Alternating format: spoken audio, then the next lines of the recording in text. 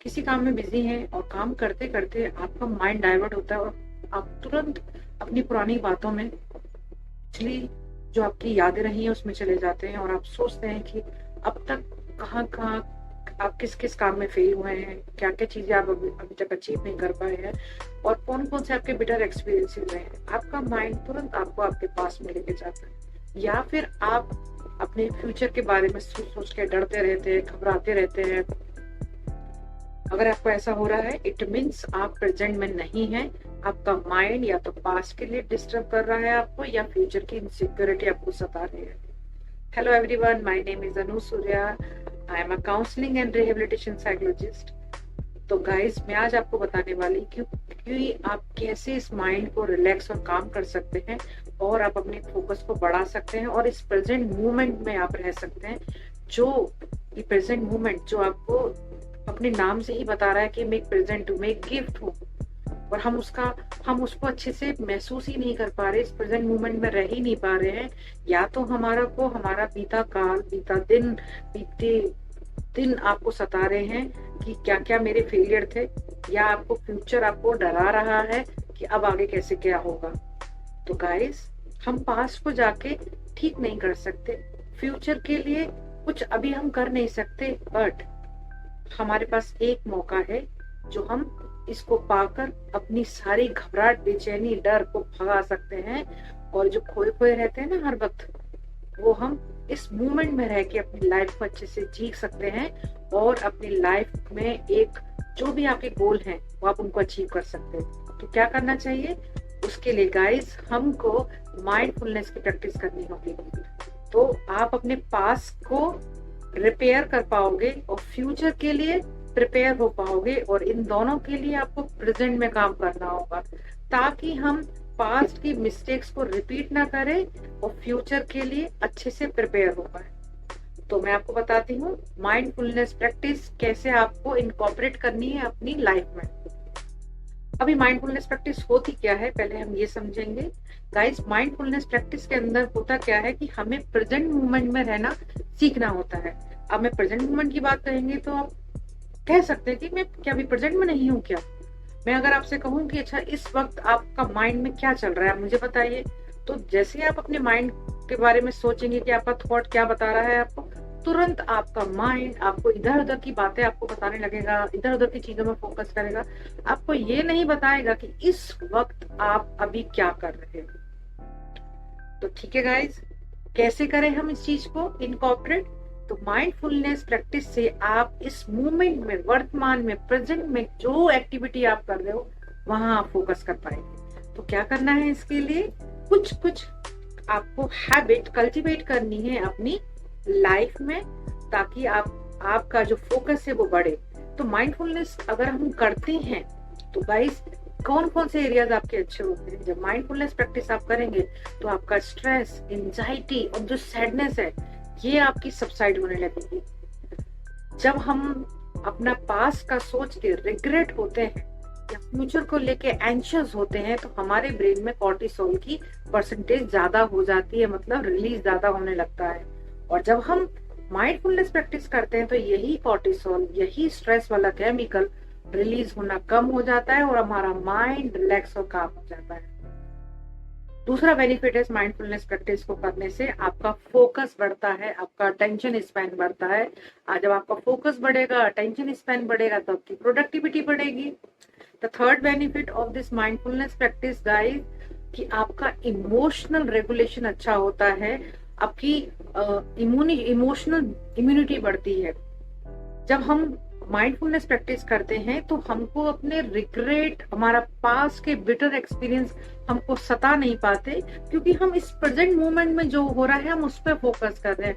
हम वहां फोकस नहीं कर रहे कि पास में क्या क्या हुआ था, किसने मुझे चीट किया, या किसने मेरे को गलत बोला, या किसने मुझे अब्यूज किया, या किसी ने मेरे को किस से मेरी लड़ाई हुई, आर्ग्यू हुआ। वो हम इंपॉर्टेंस ही नहीं देते जब हम माइंडफुलनेस प्रैक्टिस करते हैं। तो माइंडफुलनेस प्रैक्टिस आपके इमोशनल इम्यूनिटी को भी अच्छा करेगी। तो अभी करना कैसे है माइंडफुलनेस गाइस। तो माइंडफुलनेस जब आप प्रैक्टिस करेंगे तो इजी इजी टेक्निक्स मैं आपको बताने वाली हूँ, उसकी हेल्प से आप इनकॉर्पोरेट कर पाएंगे इस माइंडफुलनेस प्रैक्टिस को। तो सबसे पहले हम स्टार्ट करते हैं माइंडफुलनेस को आपकी ईटिंग में इसको इनकॉर्पोरेट करेंगे, मीन्स माइंडफुलनेस ईटिंग। अब उसमें गाइस करना क्या है, जब हम खाना खाने बैठते हैं तो हमारा खाना खा रहे हैं बट हमारा माइंड डाइवर्ट हो रहा है, ठीक है। तो उस वक्त जब हम माइंडफुलनेस ईटिंग करेंगे तो जो भी फूड आप खा रहे हैं उस वक्त उस फूड के कलर, टेक्सचर, उसकी फ्रेगनेंस, उसका अरोमा, उस पर फोकस करेंगे। उसको जब हम मुंह तक लेके जा रहे हैं तो उसका टेस्ट कैसा आ रहा है, हम उस पर फोकस करेंगे। इट मीन्स आप जो खाना खाएंगे उसमें फुल्ली इन्वॉल्व होके आप उस फूड को खाएंगे। तो होगा क्या, आपका जब माइंडफुल ईटिंग करेंगे तो आपका माइंड बहुत काम एंड रिलैक्स होगा और जो आप खा रहे हैं उसको अच्छे से एंजॉय कर पाएंगे और आप स्लो ईटिंग करेंगे और साथ में इसकी वजह से आपका डाइजेशन बढ़िया होगा। डाइजेशन बढ़िया होगा तो हमारी हेल्थ अच्छी होगी। This is the first benefit. अब इस माइंडफुल प्रैक्टिस को हम अपनी वॉकिंग के साथ इनकॉर्पोरेट कर सकते हैं। जब आप माइंडफुल वॉकिंग करते हैं तो गाइस आपका माइंड इधर उधर ड्रैग नहीं होता है। जब हम पार्क में या ग्राउंड में कहीं भी वॉक कर रहे हैं तो आप अपने स्टेप्स पे फोकस करिए कि मेरे जो स्टेप्स हैं वो कैसे ग्राउंड को टच कर रहे हैं, कैसे आपका शिन और आपका काफ फोल्ड, मतलब आप जब मूव कर रहे हैं तो आपके लेग्स का एक एक ऑर्गन्स कैसे मूव कर रहा है, आपको वहां फोकस करना है। जब आप यहाँ फोकस करेंगे तो आपकी जो आप वॉक कर रहे हैं तो आपकी वॉक की स्पीड भी अच्छी होगी, आपकी वॉक इम्प्रूव होगी और आप उस मूवमेंट में, प्रेजेंट मूवमेंट में जब फोकस करेंगे तो तुरंत आप जो पास्ट और फ्यूचर की इनसिक्योरिटी थी उससे आप बचेंगे।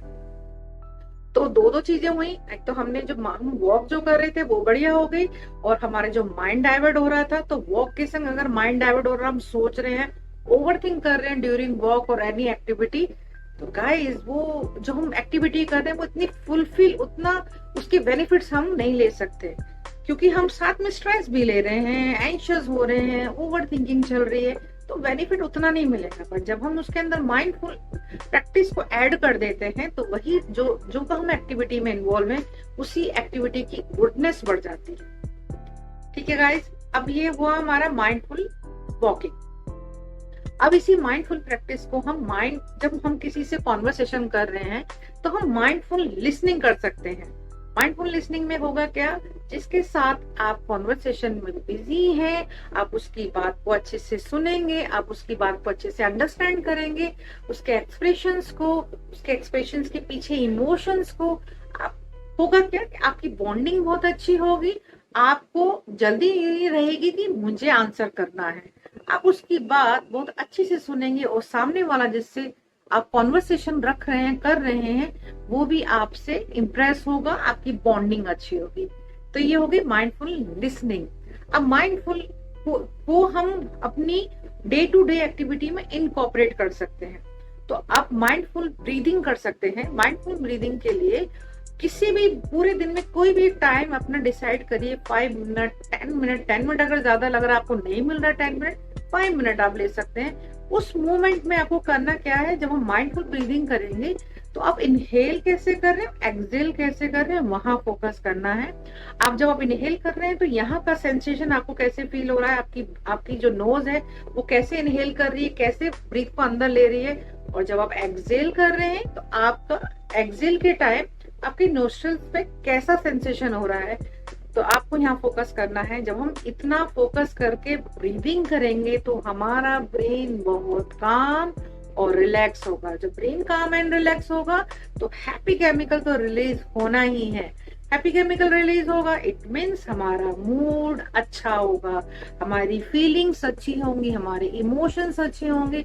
जब ये सब कुछ अच्छा होगा, हमारी मेंटल हेल्थ। ओके गाइस, तो आप इस तरह की माइंडफुल एक्टिविटी को अपनी लाइफ में इनकॉर्पोरेट करिए और फिर मुझे बताइए कि इसका क्या इम्पैक्ट आया आपकी लाइफ में। आई होप ये प्रैक्टिस आप करेंगे और आप अपनी मेंटल हेल्थ को खूब बढ़िया करेंगे। जो पास्ट का जो बिटर एक्सपीरियंस और पास्ट का जो डर और जो आपके फेलियर्स आपको सता रहे थे वो नहीं सताएंगे। फ्यूचर की इनसिक्योरिटी आपको डरा नहीं सकती, परेशान नहीं कर सकती। तो गाइस, इस माइंडफुल प्रैक्टिस को इनकॉर्पोरेट करिए और अपनी मेंटल हेल्थ को खूब बढ़िया करिए। थैंक यू गाइस, मिलती हूँ नेक्स्ट वीडियो में। Till then bye bye.